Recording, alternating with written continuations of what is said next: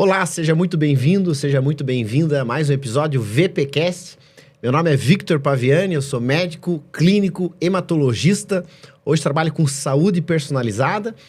E hoje nós temos uma entrevista com uma pessoa muito especial, doutora Paula Vasconcelos. Ela que é médica nutróloga, que é mãe, que é esposa, que é empresária, sócia proprietária da clínica Soul Health Medicina em São Paulo. Doutora Paula, seja muito bem-vinda. Obrigada pelo convite, uma honra estar aqui. Vamos lá.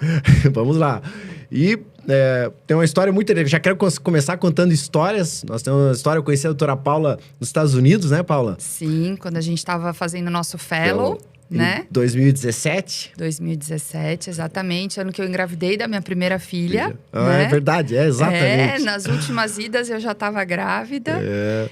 O fellow que a gente fez, para quem não sabe, fellow é como se fosse uma pós-graduação. A gente fez essa pós-graduação lá pela Academia Americana de Longevidade. E na época, inclusive, foi a única brasileira que estava lá no evento, especificamente em Chicago. Exato, a gente se conheceu em Chicago, né? Tiveram vários módulos, né? Em várias cidades americanas, mas a gente se conheceu em Chicago, né? Uhum. E depois a gente se reencontrou em outros módulos. Tem um detalhe interessante na época, em 2017, eu era bem afastado do mundo digital. Lembra dessa história? Lembro. Aí nós, como muitos americanos, gente do mundo inteiro, na verdade, fazendo essa pós-graduação lá, nós éramos os únicos brasileiros. Exato. E daí, a gente se olhou, falamos em português, falou brasileiro e tal. Vamos conversar, né? E vamos tirar uma foto. Sim. E aí eu falei pro Vitor, bom, a gente tem que tirar uma foto, né? Postar no Instagram e tudo mais. Falar aqui, fazer o nosso networking também, o nosso marketing. E ele, o que é Instagram? Eu falei, como assim? Você não sabe o que é Instagram? Não, ele não sabia o que era Instagram. Eu apresentei pra ele. Graças à doutora Paula, hoje eu tenho uma página no Instagram muito movimentada. Muito obrigado, doutora Paula. Paula, vamos lá. Mas vamos conversar um pouco mais. Já que a gente está falando dos Estados Unidos, eu acho que existe muitas dúvidas, por exemplo, em relação à suplementação nos Estados Unidos. E nós sabemos que muito poucas pessoas têm essa formação oficial, digamos, lá no mercado americano e não têm conhecimento em relação aos suplementos americanos. Sim. O que você tem a dizer das pessoas, que buscam? Existe ainda essa procura dos nossos pacientes aqui no Brasil por suplementos dos Estados Unidos? Olha, eu acho que hoje no Brasil a gente tem marcas, né, que produzem suplementos de muito boa qualidade, né? Então, antigamente, as pessoas iam para lá em busca de marcas melhores, de preços melhores. Hoje, nem tudo é necessário. Mas existem realmente suplementos específicos, coisas mais realmente para o mercado médico que a gente ainda não tem aqui, né? Suplementos mais personalizados, a gente tem a possibilidade, né, lá de fazer isso. Já essa personalização, o paciente receber já com o nome dele. A suplementação mesmo individualizada. E com cuidado, né, de ser gluten-free, de ser, né, sem nenhum tipo de recipiente alérgeno, uma série de coisas de qualidade que realmente... Inclusive, tem lá os suplementos que são licenciados, né, pelo Instituto de Medicina Funcional Americano, que são esses suplementos totalmente clean, né? Sim. Mas eu acho que hoje o mercado nacional já tem muitas coisas. E é sempre importante falar também, né, Vitor, que assim, apesar de suplementos, as pessoas acharem que são coisas naturais e que muitas vezes elas podem tomar sem orientação, que é importante ter uma orientação profissional. Perfeito, sem dúvida, Paula. Inclusive, é importante alientar as pessoas que mesmo lá fora, o portfólio, né, de suplementos é enorme, maior que o nosso aqui, mas existem suplementos sem nível de pureza adequado também. Inclusive, são extremamente frequentes, principalmente o pessoal que viaja, às vezes, né? Que vai, adora ir na farmácia, na CVS, no Walgreens, comprar suplemento. Então, a maior parte desses suplementos, na verdade, não são suplementos que têm nível de pureza adequado. Então, é importante salientar isso, um aviso. Inclusive, recentemente também teve um caso de intoxicação no Japão, no suplemento, né, do arroz vermelho, que causou, inclusive, morte de muitas pessoas. Era um suplemento também sem nível de pureza adequado. Então... Existe um dado do FDA, né, que até 25% dos suplementos, eles têm substâncias que não estão no rótulo, né? Perfeito. E essa questão da pureza, é por isso que muitas vezes a gente prescreve um suplemento que custa lá, uma melatonina que custa $35 e o paciente vai na CVS e tem uma melatonina que custa $5. dólares. E, obviamente, não é a mesma coisa. Exato, são produtos completamente diferentes. Né? E está associado a esse nível de pureza, né, de qualidade. É uma pena, eu acredito que esse seja um motivo também pelo qual muitos médicos, às vezes, não confiam, não acreditam em suplementos. Porque existem suplementos e suplementos, né? Exato, então, exatamente. E tem muitas coisas que a gente pode usar até como adjuvante em tratamentos médicos, né? Mas desde que a gente tenha realmente qualidade e confiança naquilo que tem ali. Exato, sensacional. Muito bem, então vamos falar de tratamentos médicos. Vamos lá. E como tratamentos médicos, os suplementos são muito bem-vindos. Sem dúvida. Doutora Paula, quais são as estratégias? Vamos falar do nosso paciente mais frequente. O paciente está buscando perder peso. Certo. Nesse portfólio de pacientes, nós temos várias opções, várias estratégias que nós podemos utilizar. Suplementos, sim, medicamentos, fármacos, estratégias alimentares, rotina de estilo de vida, enfim. Dentro desse portfólio, qual dessas estratégias você mais utiliza no dia a dia? Todas juntas.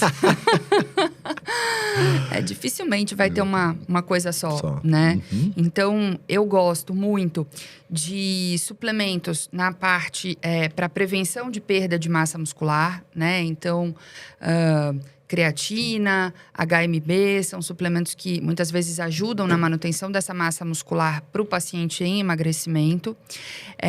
Fitoterápicos diversos, que podem ter desde uma ação anti-inflamatória, né? Para esse paciente, muitas vezes, é um indivíduo inflamado e a melhora da inflamação vai contribuir para a perda de peso, né? Micronutrientes, eventualmente, que precisam ser repostos. Sem dúvida, totalmente individualizados, né? E aí, acho que nós dois, também com essa formação que nós fizemos lá, a gente gosta muito de fazer essa reposição de forma injetável, né? Para a gente minimizar a perda desses nutrientes, né? Pelo trato digestivo. Sim. Então, sempre muito individualizado, sim. né? Muitos pacientes às vezes não toleram, né, Paula? Exato. A utilização oral, ou às vezes não absorvem, né? Exato. Tem alguma... O que eu mais vejo hoje são as questões desabsortivas, né? Praticamente todo mundo tem algum grau de desbiose ou tem algum grau de inflamação gastrointestinal. Perfeito. Inflamação intestinal é muito frequente hoje. Exato, muitas queixas, né? Exatamente. Principalmente com essa rotina maluca, né? As pessoas são super estressadas, ansiosas e, de alguma forma, isso acaba... Sem dúvida. No e intestino. até a gente aqui em São Paulo, né? O Vitor está em Joinville, é uma cidade menor. Então, claro que tem essas questões regionais. Aqui, dificilmente as pessoas fazem refeições em casa, né? Então, a gente acaba comendo muito na rua, muitas vezes comendo industrializados. E isso atrapalha muito essa saúde. Né? Comendo mal. Muito mal, né? Atrapalha muito essa saúde intestinal. Então, que está diretamente relacionado a uma má absorção de micronutrientes, né? E, enfim, aí a gente vai fazer essa reposição individualizada, né? E, por último, para aqueles pacientes que têm algum tipo de indicação medicamentosa, seja para ajuda no controle de apetite, seja para algum tipo de reposição hormonal, né, Vitor? Eu acho que... eu não sou contra, eu acho que a gente tem que realmente entender e individualizar sempre o tratamento. Perfeito. É muito comum e essa é uma dúvida frequente, porque... acho que respeitar primeiro, né, o que o paciente busca. Sem dúvida. É super importante. Então, acho que tanto a Paula quanto eu recebemos pacientes, às vezes, que não querem usar fármacos. Sim. Eles chegam pra gente já falando, né, Paula? Eu não quero usar nenhum tipo de medicação. Exato. Então, esse respeito à vontade do paciente é uma coisa muito importante, que é uma prioridade na nossa rotina. Sim. Fora isso, esse portfólio pode ser utilizado de maneira equilibrada, elegante, sem sobrecarregar. Sem utilizar muito remédio, ou sem utilizar muito suplemento, ou sem precisar fazer uma dieta maluca, né? Que a pessoa às vezes não consegue, não é factível a pessoa inserir aquilo na rotina do dia a dia, né, Paula? Sem sombra de dúvidas, né? Eu acho que é exatamente a gente manter esse equilíbrio. É muito frequente, sim, a gente receber pacientes, às vezes com um histórico inadequado de uso de medicamentos que, como o Vitor falou, não querem. E aí a gente vai usar estratégias, né? Seja de suplementos ou de fitoterápicos para tentar somar esses efeitos. E também para equilibrar as questões de dieta, tudo isso. E esse, inclusive, é um dos pilares quando a gente fala de uma medicina personalizada ou mais integrativa, que é o paciente ele ter uma participação né, na escolha do tratamento. Perfeito. Né? Não é um tratamento passivo. Não, né? não. Ele tem ele é construído. Ali... Ele é construído, né? A gente tem uma discussão, um respeito muito grande pelo que essa pessoa né, tá buscando. Sim. Inclusive, grande parte da consulta, nós somos ouvidos, né? Exato. Só ouvimos, escutamos o que o paciente tem a dizer. A gente conversa muito sobre isso, né? Eu acho que esse é um diferencial da nossa abordagem e isso faz toda a diferença, né? Sem Principalmente dúvida. o paciente que está buscando, porque às vezes ele não é ouvido, né? Então, é muito comum. Eu já recebi... Recentemente, inclusive, recebi um paciente que chegou para mim reclamando já, porque ele chegou para mim e falou assim, ó, eu não consigo tomar comprimido. Essa era a fala do paciente. Eu não consigo tomar comprimido. E aí ele conversou com o profissional passou uma receita para ele, uma prescrição, deu para ele um comprimido. E ele ficou enlouquecido, né, enfurecido, porque ele falou que não queria tomar comprimido. Então, a gente entende essa angústia, né? Claro. De muitos pacientes, às vezes, a gente tenta utilizar né, uma outra forma farmacêutica, né? Seja né, um líquido, sachê, gotas, né? Tem várias, a gente pode utilizar, o nosso portfólio é enorme, então Exato. A gente pode fazer à até vontade do paciente. Gominhas, né? Gomas, ou até os próprios injetáveis em muitos casos, né? Que nós podemos utilizar de acordo com a vontade. Né? Perfeito, sensacional, sensacional. Mas é isso, ouvir o paciente, e eu acho que um outro diferencial também, né, Vitor?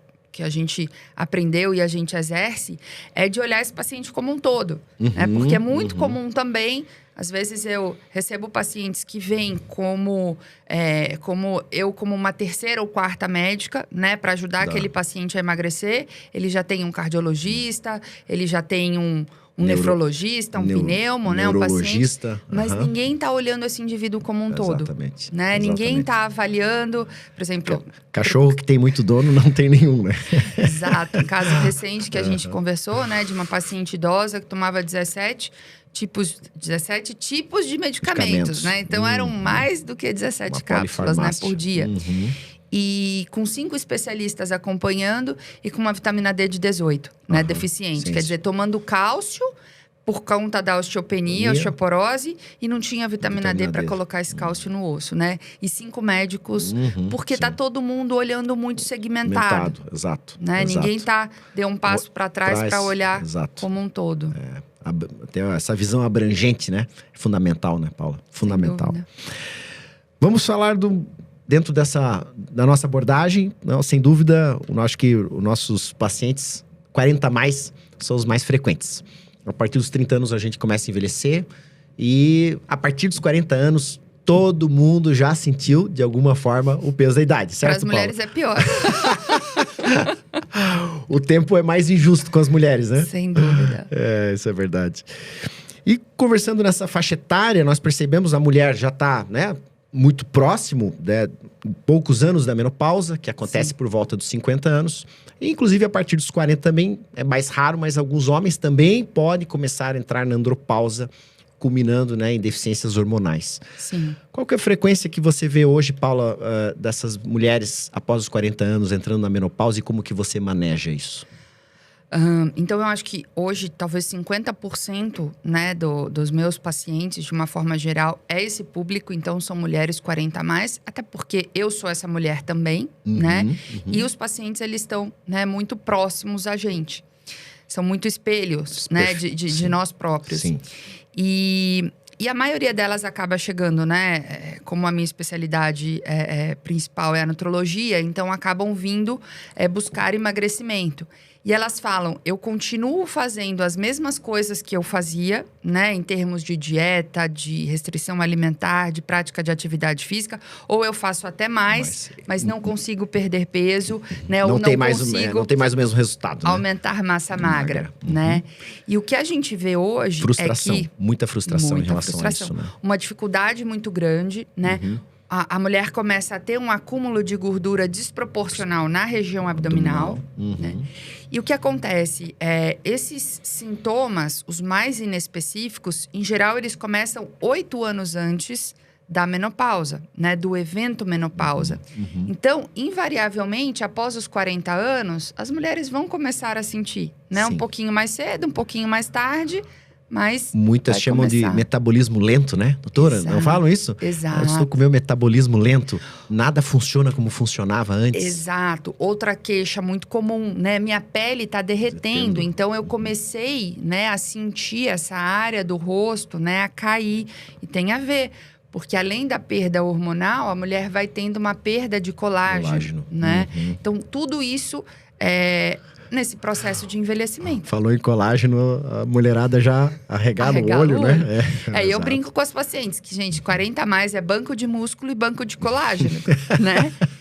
E é verdade, o banco de músculo é o que vai fazer com que, com 70 ou 80 anos, a gente tenha independência, né? Para praticar as nossas atividades físicas, para que a gente não dependa de outras pessoas. Sim. O banco de colágeno, claro, ele está mais associado às questões, né, estéticas. Mas o colágeno, ele também tem uma função articular, né? Ele também tem uma função em todos os outros órgãos, né, Vitor? Perfeito, perfeito. Inclusive, o envelhecimento da pele hoje, nós sabemos que está relacionado com o envelhecimento metabólico. Exato. Está relacionado com inflammation. Então, à medida que você vai envelhecendo o físico, você envelhece a pele. Então, você envelhece por dentro e por fora, né? Exato. Fazendo uma analogia com o carro, é como se você tivesse o envelhecimento da lataria. Quanto mais a lataria envelhece desse carro, o motor também vai perdendo tempo de vida útil. Exato. Poderíamos dizer isso, né, Paula? Sem dúvida. Inclusive, esse tema, né, tá muito associado às aulas que nós demos recentemente. Né? No congresso da Sociedade Brasileira de Medicina de Obesidade e Longevidade, exatamente. Exato, né? Então lá a gente viu que a pele é um dos primeiros órgãos que envelhece e que junto com a pele, né, o cérebro e o sistema imunológico, né? E esses 3 órgãos, eles vão puxar o envelhecimento do corpo como um todo. Então uma pessoa, como o Vitor falou, que a lataria do carro, então esse rosto, né, essa pele exposta ao sol, ela tá mais envelhecida, os órgãos internos também estão, né? Sensacional. E fora o processo do inflammation, né? Que é o grande, né? O grande vilão por trás de tudo isso, né? Exato. E que o Vitor, né, sempre fala muito bem, né? Explana muito sobre esse assunto. Eu gosto bastante do inflammation. Quem me acompanha já, com certeza, já ouviu falar, né? A inflamação é cada vez mais importante em tudo, né? Exato. Não só no envelhecimento, mas também na prevenção de doenças, no acelerar do envelhecimento, e está totalmente relacionado à qualidade de vida que você vai querer ter daqui 10, 20, 30 anos. Então, esse tempo de vida útil não é só viver bastante, né? Viver com qualidade. Então, como você vai chegar nos 70, nos 80 e nos 90, também tem relação com essa depósito de massa muscular que nós conversamos. Exato. Sono, elixir da vida, né? Que é o elixir da vida. Então... E além, né, da massa muscular, do sono, quando a gente fala de inflammation, o que mais nos expõe a esse inflammation é a alimentação, né? Porque são as coisas que a gente faz diariamente. Então, talvez o sol você não se exponha, né, com todos os dias. Talvez, dependendo dos hábitos de vida, né, o álcool, por exemplo, você não tome todos os dias. Assim a gente espera, né? Mas a alimentação... É uma coisa que está presente, né? Desde a hora que a gente acorda até a hora que a gente vai dormir. Sim. Exatamente, Paula. Comida é informação. Então, tudo que você coloca na sua boca, desde que você acorda até a hora que você vai dormir, é informação que você está passando a todas as células do seu corpo. Então, isso é muito importante, você ter essa consciência e tá tudo bem inflamar de vez em quando. A vida é feita desses momentos, né? Que a gente brinca lá os 80-20, os 80-20, né? A gente adora essa estratégia, porque nós queremos ter esses momentos de felicidade, de prazer, de um pouco de libação com as pessoas, né, que nós gostamos, com os familiares, com os amigos. Mas a rotina é importante. Dentro da rotina de hábitos saudáveis, você tem que pensar todo momento que você está colocando alguma coisa na sua boca. Exatamente. Além, já linkando isso, Paula... já que você é nutróloga, a indústria cada vez vai se reinventando e vai sempre aparecendo umas pegadinhas novas dos pacientes, né? Porque toda semana aparece algum paciente com... Olha aqui esse pacotinho de não sei o quê, que é saudável. Daí eu olho assim, não é tão saudável, né, Paula? Não se enganem, né? Tudo que for industrializado sempre vai ter, em geral, tende a ter alguma pegadinha, né? Acho que aqui é muito daquela máxima, né? Desembrulhe menos e descasque mais, né? Então, a gente tem que evitar o máximo possível. É claro que, de novo, numa vida corrida, muitas vezes a gente vai acabar consumindo, mas que seja com uma frequência menor. Ter a educação de ler os rótulos, né, de se informar, porque, por exemplo, o açúcar mesmo, ele vem disfarçado de várias formas nesses rótulos. Sim, né? Nomes diferentes, né? Com nomes bonitos. Exato. Açúcar, maltodextrina, maltodextrose, xarope de glicose, xarope de milho. Então, assim, sacarose. Tem N, né, nomes ali para disfarçar o açúcar nesse... né? Ou extrato de algum suco de fruta, às vezes, que as pessoas acham que até é saudável, né? Então, exato. E isso é um outro ponto também, né? Esse é um erro alimentar que eu vejo muito comum. As pessoas acharem também que tudo que é natural é 100% saudável. E claro que, em geral, será. Mas os sucos de fruta, mesmo os naturais, eles podem, né, ter uma grande quantidade de frutose que, por exemplo, para um indivíduo que precisa perder peso ou um indivíduo que tenha um alto triglicérides ou gordura no fígado, vai ser nocivo. Exato. Né? Porque vai entrar e vai direto para lá. Então, de novo, a informação ela é muito importante, aprender a ler rótulos, mas a orientação profissional... Sim, é fundamental. Né, Vitor? É fundamental. Fundamental. Porque é muito fácil, o equívoco é muito frequente, né? No dia a dia. Até a gente, muitas vezes, né, acaba caindo em pegadinhas até entender ali melhor. Né? Exatamente. Você consome o que você enxerga, né? E às vezes lembro disso socialmente num sorvete lá. Lembra das férias, Vitor? Que a gente tava junto? Lembro. Olha aqui, o sorvete saudável. Aí o filhão falou, isso aqui não é bem, não. Não é bem assim, né? Pegadinha do malandro, né, Paula? É isso. Que bacana. Paula, a gente estava conversando sobre músculo e sobre essa população 40+. Sim. E falando em músculo, população 40+, mulheres próximas à menopausa, né, eventualmente homens, não tem como a gente não falar de reposição hormonal quando indicada. Sim. E esse vejo que é um tabu, é um paradigma, ainda existe, né, um certo preconceito em relação ao uso, por exemplo, da testosterona em mulheres. E eu gostaria de conversar mais contigo em relação a isso, porque eu percebo que, né, existe ainda muita resistência em relação a isso. Qual que é a principal indicação hoje da reposição em mulheres, Paula, da testosterona? A indicação on-label, né, da reposição de testosterona é o desejo sexual hipoativo nas mulheres menopausadas. Isso é o que a gente tem em guidelines, né, que realmente... Várias sociedades, né? Várias sociedades concordam com esse uso. Mas um dos outros questionamentos que a gente, né, muitas vezes se coloca, né, Vitor, é que muitas coisas a gente não consegue ter grandes guidelines, né? Sim. Porque nem tudo você vai ter uma padronização ou algum laboratório que tá... Os laboratórios, em geral, eles têm dinheiro suficiente para produzir esses estudos, né? Sim. Então, nem sempre a gente vai conseguir ter isso. E na clínica, a gente muitas vezes, né, trata o indivíduo, né? E a gente, com muita cautela, claro, com muito cuidado, mas nem sempre a gente vai seguir ao pé da letra. Em relação à testosterona, por exemplo, como eu falei, eu atendo muitas mulheres e a gente percebe que clinicamente e laboratorialmente também, a testosterona começa a cair nas mulheres conforme esse processo de envelhecimento. Sim. Então, a partir dos 35 anos, começa a ter uma queda gradual, né? Que vai ficando mais intensa nos 40 e, né, piora na época da menopausa. E a queixa de libido. Em geral, são muitas mulheres também que já estão em algum relacionamento estável, libido é multifatorial, então é uma queixa extremamente frequente. E a gente percebe que a reposição nessa faixa etária, em geral, vai contribuir para essa melhora desse sintoma, né? Sem testosterona, fica muito difícil também a mulher conseguir ganhar massa muscular. Testosterona é um hormônio que também a gente pensa na libido e na massa muscular, mas ela tem ação cognitiva, né? Tem receptores no coração. Então, desde que prescrita em formas, né, e doses adequadas, sendo monitorada com exames de sangue individualizado, né, Paula? Exatamente, com acompanhamento profissional para monitorar potenciais efeitos colaterais. Em geral, a gente tem, né, benefícios. É o paciente que está na mão, a gente chama, né? O paciente está na mão. Então, você consegue entender o que está acontecendo e orientando esse paciente. Sem dúvida. Inclusive, eu acho que isso é importante a gente trazer, porque como tem um preconceito muito grande em relação a isso, às vezes muitas pacientes deixam de ter um benefício quando bem indicado, bem recomendado, bem orientado em relação a essa molécula. E hoje nós sabemos que, mas não tem evidência científica robusta.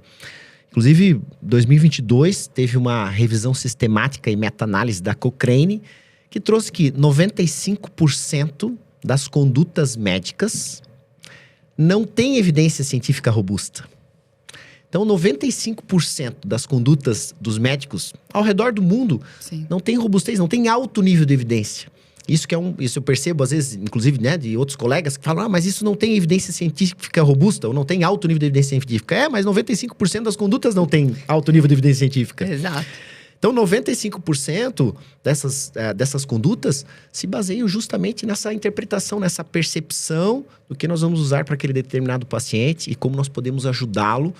E não necessariamente seguir um guideline, né? Exato. Até porque se fosse assim, a gente não precisaria de um médico, Exato. né? Você coloca lá, hoje em dia, com inteligência artificial, né? Perfeito, e ele já te dá a sua prescrição. Então, é justamente onde a gente quer pegar numa consulta como a nossa, que a gente vai entender, né? Desde dos hábitos de vida, da qualidade do sono, do funcionamento do intestino, até essas questões de libido, como que esse indivíduo vai se beneficiar. O que eu acho que, infelizmente, não é uma medicina que está acessível. Né, a 100% das pessoas. Sim. Isso, infelizmente, não é uma realidade hoje, mas para quem tem essa possibilidade, né, com certeza a gente consegue melhorar muito. Até porque demanda muito tempo do profissional, né, Paulo? Demanda o nosso tempo, né? Nós que trabalhamos, né, nesse nível de entrega de performance, a gente precisa escutar. E isso demanda muito tempo da nossa, né, da nossa consulta, do nosso tempo. Sim. Então, a gente não tem como fazer um atendimento de medicina de massa, em volume. A gente não consegue atender volume. Claro. Porque você precisa escutar, você precisa interpretar. Você precisa, né, fazer uma compilação de dados daquele paciente, da rotina daquele paciente, entender quem é ele para a gente poder entregar, né, um tratamento personalizado de verdade. Exatamente, né? E além do tempo, né, ele precisa de um acompanhamento frequente, justamente para que a gente consiga monitorar tudo isso, né? Você não dá uma receita e ele volta daqui 6 meses, né? Muitas vezes ele está em contato com a gente, né, semanalmente. Então... E nós mudamos, né? Isso é muito interessante, porque mudamos rápido. E depois, né? Depois dos 35, 40, cada vez a gente muda mais rápido. Então muda nosso comportamento. As células do nosso corpo mudam a cada 365 dias, né? Uma vez por ano, nosso corpo é um novo corpo. Novo organismo, novas células. Então tudo muda. E se você... Então, às vezes, isso é comum também. A gente enxerga os pacientes. Nossa, eu fiz uma mesma estratégia que eu fiz há 2, 3 anos atrás e não está funcionando mais. Nós mudamos. Exato. E o corpo da gente, especialmente quando a gente fala, né, em emagrecimento, nesse tipo de coisa, o corpo vai tentar se defender. Então, isso é uma outra coisa que eu falo para os pacientes, né? Muitas vezes a gente tem que estar sempre reinventando e readequando. Porque, ou às vezes ele tenta seguir, né, essa estratégia que ele já fez anteriormente sozinho e ele não consegue ter o mesmo resultado por conta disso. Porque o corpo também tenta se defender, né, da perda de peso especialmente. Né? É uma defesa do nosso DNA que é primitivo. Perfeito. Ele tenta ele não quer mudar. Ele quer ficar como ele está. Exato. Então, e é o que eu falo, né? Essa chantagem, né? Eu gosto muito dessa palavra, Paula. Essa chantagem que você vai trazer a esse metabolismo precisa mudar também. Sim. Se você traz sempre a mesma chantagem, daqui a pouco ele se acostuma com isso. E se readapta. Exatamente. Né? E aí, Vitor, eu queria colocar uma coisa que eu não falei sobre a testosterona, né? E assim... das grandes dificuldades, por exemplo, da reposição de testosterona nas mulheres é que a via que é mais indicada, né, nos guidelines, enfim, nos grandes trabalhos, é através do gel transdérmico, né? E existe alguma pouca coisa ali sobre implantes, né, mais em homens, mas também é uma via que vem sendo mais estudada. Forma injetável. É muito rara, né, nas mulheres. E hoje a gente não tem nenhum produto, né, da indústria farmacêutica em apresentação para as mulheres. Então, a gente tem 2 marcas comerciais, que eu não vou citar o nome, né, para reposição de testosterona masculina em gel, né? Existem outras injetáveis, mas com dosagens terapêuticas para homem. né?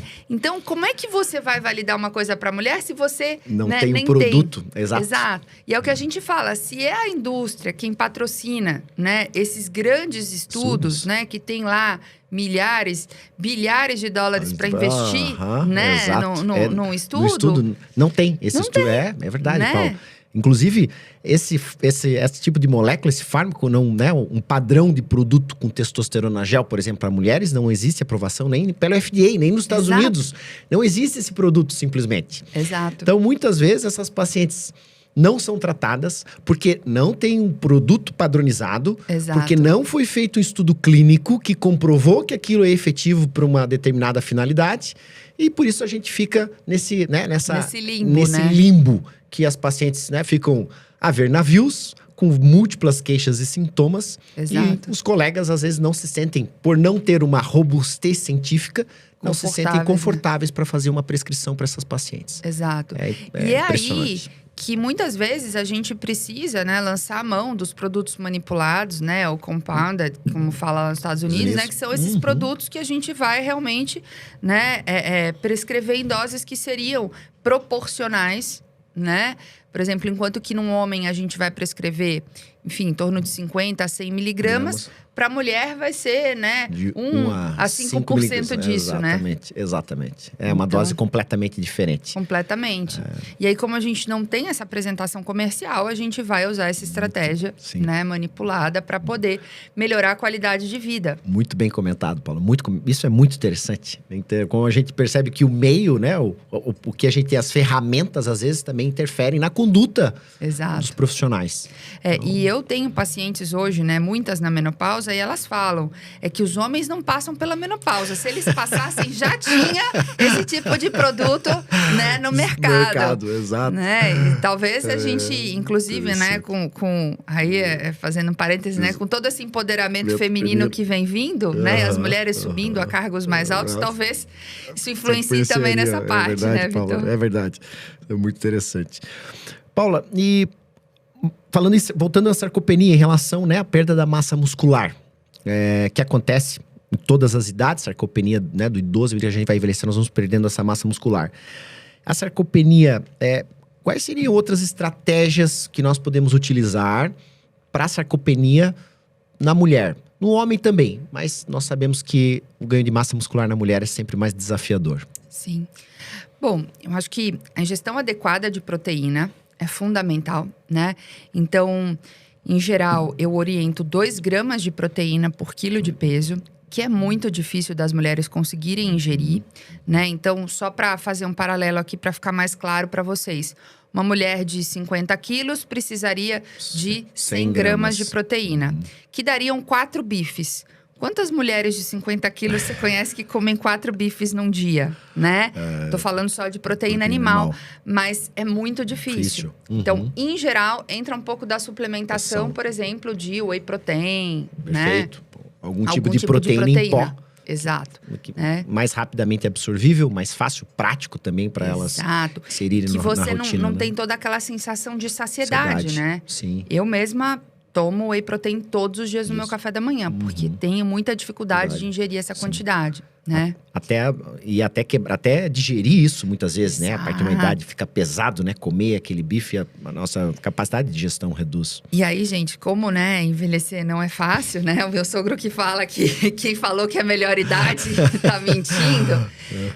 Com o processo de envelhecimento, o nosso estômago também vai perdendo, né? Vai caindo a produção das enzimas mais ácidas. Então, a gente também vai tendo mais dificuldade de digerir a proteína, né? Que ela é digerida principalmente pela acidez estomacal. Então, além de tudo, existe uma dificuldade metabólica. Se correr, o bicho pega, se ficar, o bicho come, né, Paula? Isso. Então, assim, proteína, né? Uma ingestão, estímulo de força. Então, sem musculação, dificilmente essa pessoa vai ter uma qualidade, né, muscular. Estímulo de força e, em geral, exercícios com algum tipo de impacto. Então, a não ser que o paciente tenha alguma restrição, mas seja caminhada, né? Mesmo que seja, que não precise ser uma corrida ou, né, um beach tênis que tem bastante impacto, né? Mas pelo menos uma caminhada, isso contribui tanto para a melhora da massa óssea quanto da massa muscular. Perfeito. Né? E... Eu adoro caminhada, Paulo, porque as pessoas às vezes não conseguem ter essa consciência Exato. de que caminhar todos os dias, né, numa velocidade que eu gosto de deixar claro, às vezes as pessoas, 6 km por hora é essa velocidade Sim. que funciona, que tem os artigos, traz um benefício absurdo, porque todo mundo às vezes enxerga as pessoas correndo uma maratona ou andando, né, 100 km de bicicleta e acha que exercício é fazer isso, exatamente, isso é saudável, a necessidade dessa sobrecarga de exercício para você ter saúde. E, né, isso é uma falácia, não é por aí, né, Paulo? Exato. E além disso, a reposição hormonal, né? Nas mulheres na menopausa, sem estrogênio, o estrogênio é o grande maestro, né, dessa cascata hormonal da mulher. Essa sinfonia hormonal. Exato, né? Por mais que a mulher na menopausa tenha testosterona, sem o estradiol, ela não vai ganhar massa muscular, né? Na mulher pré-menopausa, a gente, teoricamente, ela tem estradiol, então talvez falte testosterona, né? E aí a reposição pode contribuir. Mas esses são os pilares.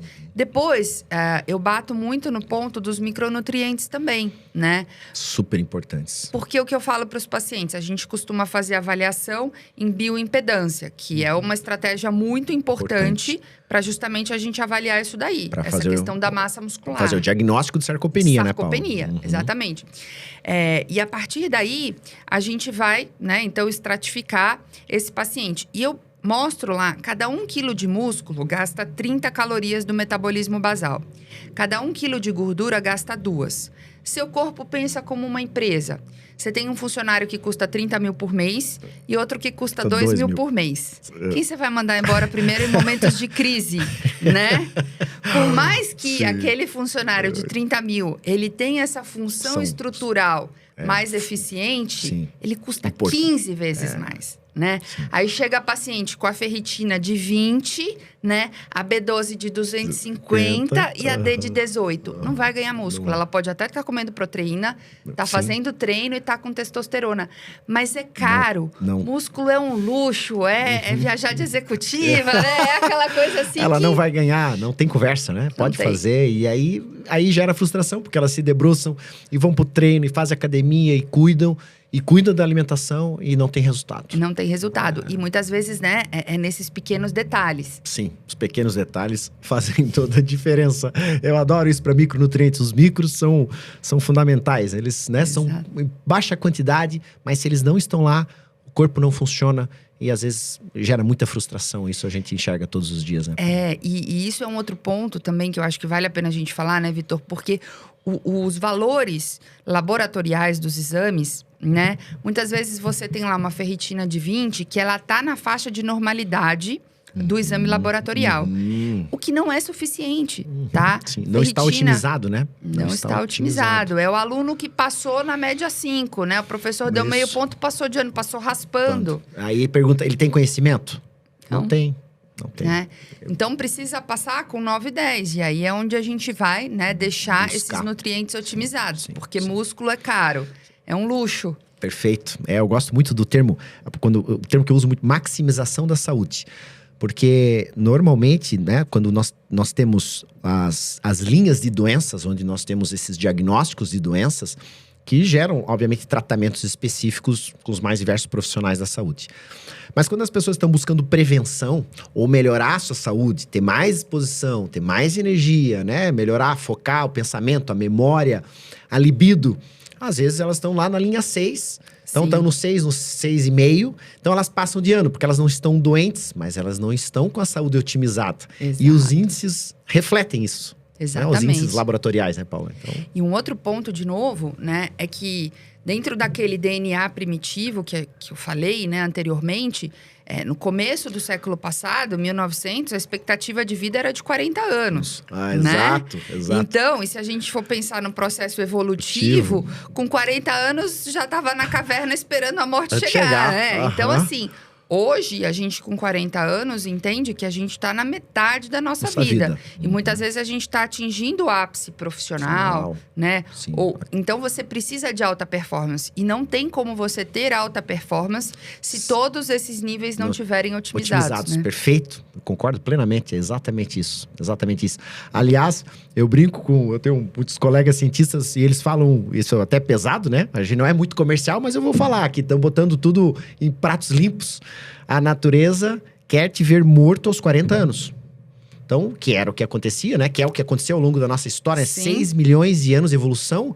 A nossa média era isso aí, 40, 50 anos, né? De vez em quando tinha... raramente, né? Raramente chegando lá. Então, e hoje não. Hoje nós estamos com 40 anos, nos 40, 50, estamos atingindo o ápice, principalmente, né? Da nossa vida profissional. Muitos que já têm família constituída estão querendo, inclusive, curtir.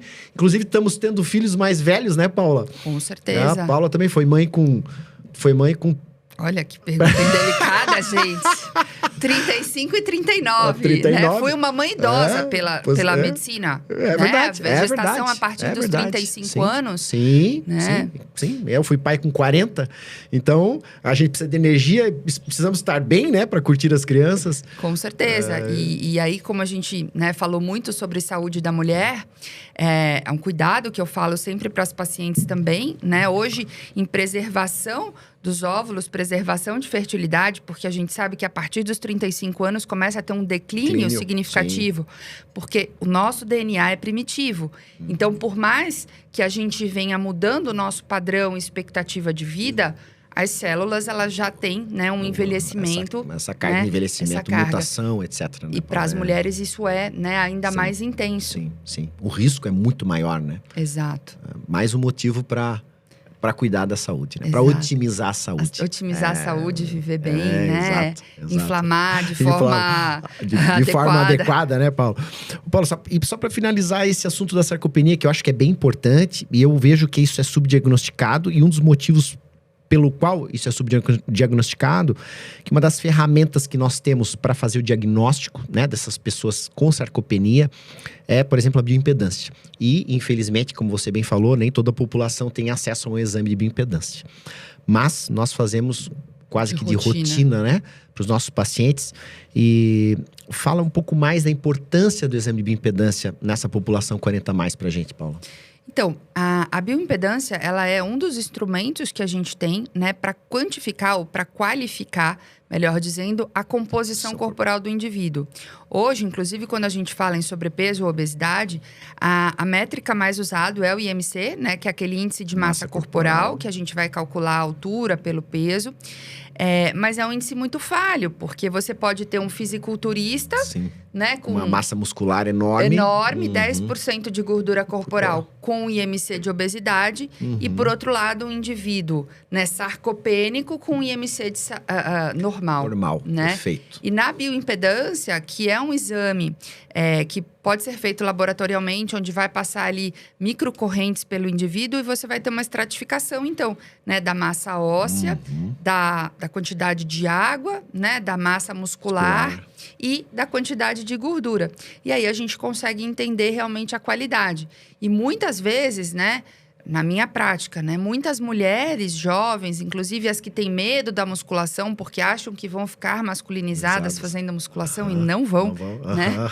Mas a mulherada que não gosta de comer carboidrato e corre muito, faz muito cardio, são as falsas magras, né? São sarcopênicas. E a gente só consegue avaliar isso se a gente tiver um exame. Né? Eu ia falar exatamente isso. Diagnosticado. A literatura traz esse conceito, o TOFI.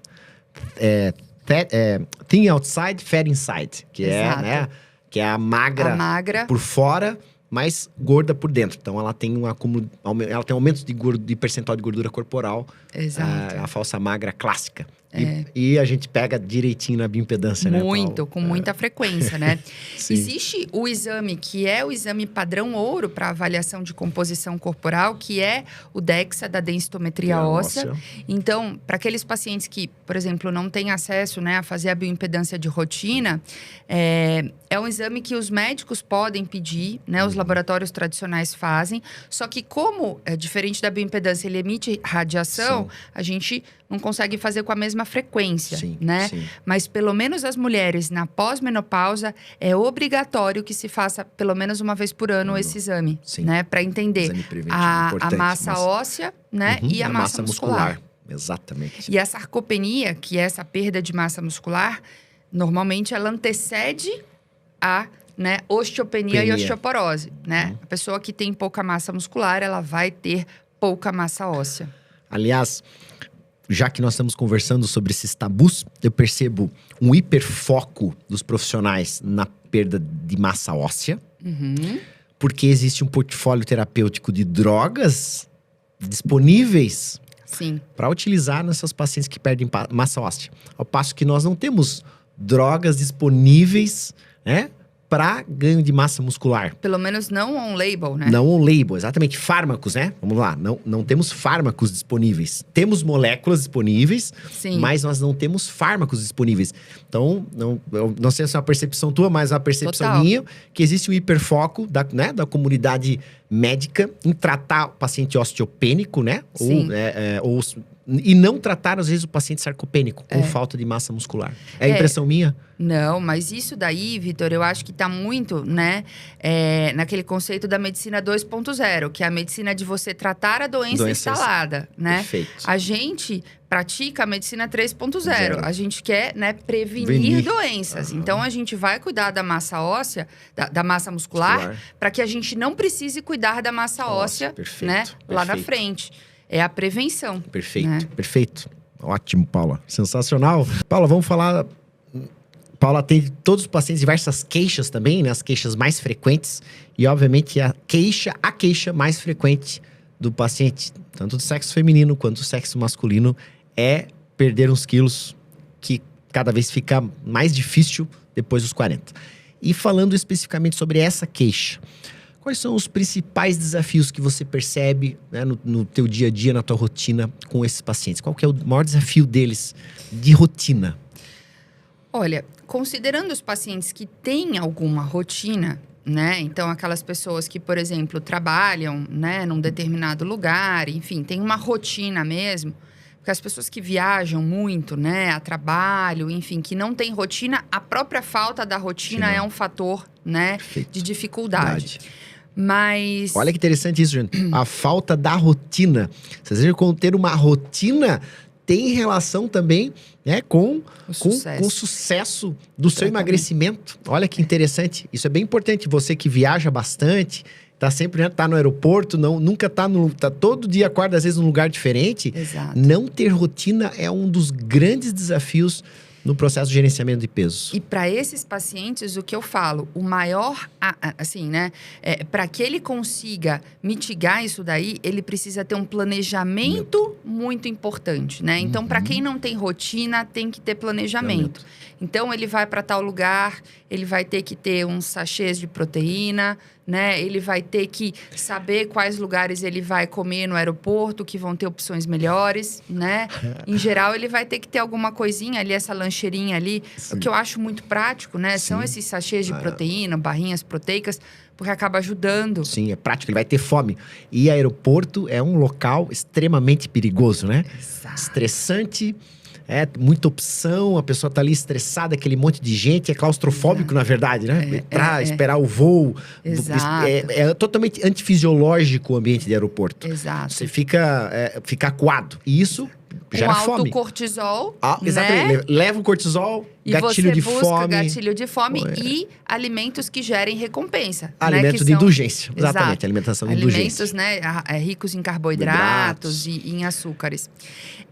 Mas assim, para a maioria das pessoas, né, que tem uma rotina mais regular, são os finais de semana e as exceções, né? E também a bebida alcoólica. Porque as pessoas acham que elas vão fazer a dieta de segunda a sexta-feira e nos finais de semana elas vão fazer as refeições livres e vão emagrecer. E não vão. E vão beber o quanto quiserem no final de semana. E mesmo tem alguns até que bebem. Até faz a dieta no final de semana, mas bebe, né, em grande quantidade. E aí a conta não fecha, né? Sim. Eu sempre falo, as pessoas que emagrecem são as que fazem dieta aos finais de semana. Né? Sim. Então, você até pode ter uma refeição livre, mas você tem que gerenciar com cuidado. Sim. Porque as calorias são, né? Os alimentos, eles são muito ricos em calorias. Então, só fazendo uma conta aqui, né, Vitor? Em geral, a gente precisa tirar 400 calorias da dieta do indivíduo. Então, vamos considerar que de segunda a sexta ele economiza 2.000, vai perder ali em torno de meio quilo a 1 quilo, né? Uma pessoa que esteja com sobrepeso.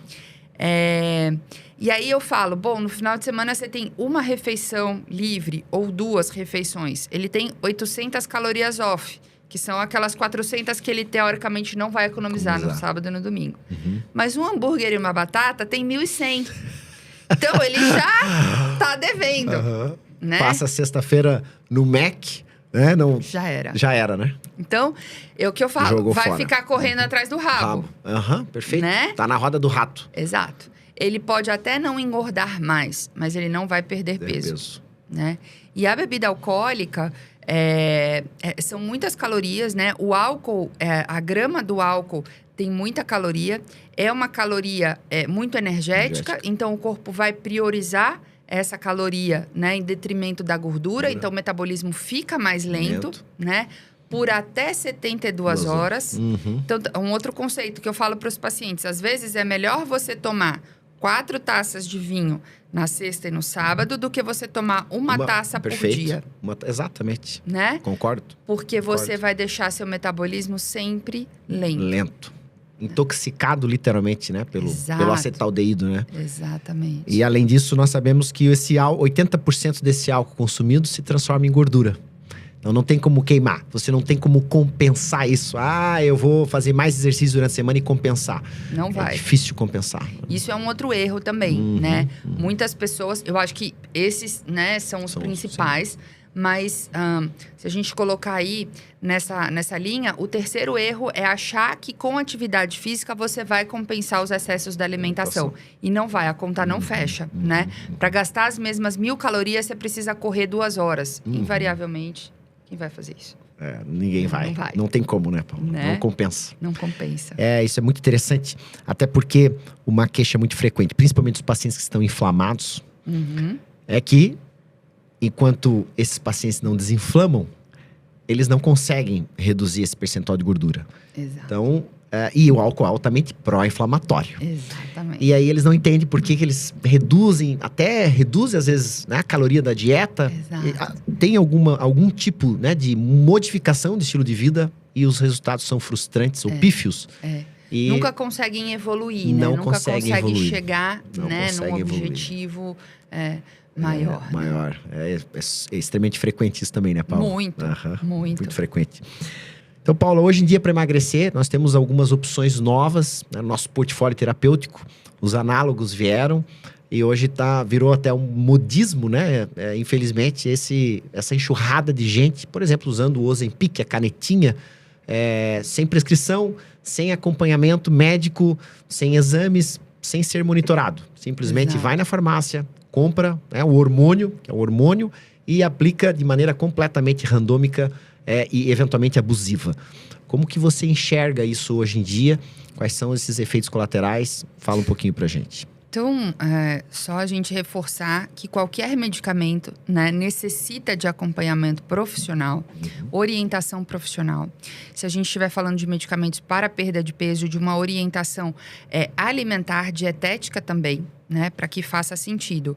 E aí, um adendo, Vitor, que o Brasil e o México são os únicos países no mundo onde esses medicamentos são vendidos sem retenção de receita. Olha, que absurdo. Né? Talvez um lobby da indústria farmacêutica, né? No Brasil. Talvez, né? Eu deixo a critério de vocês aí, né?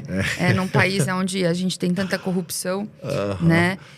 Aliás, a testosterona na mulher, ela é perseguida, né? Exato. Não pode. 2 pesos e 2 medidas. É proibitivo. Mas o Ozempic, que é outro hormônio na farmácia, pode ser comprado sem prescrição médica. Que interessante isso, né, Paula?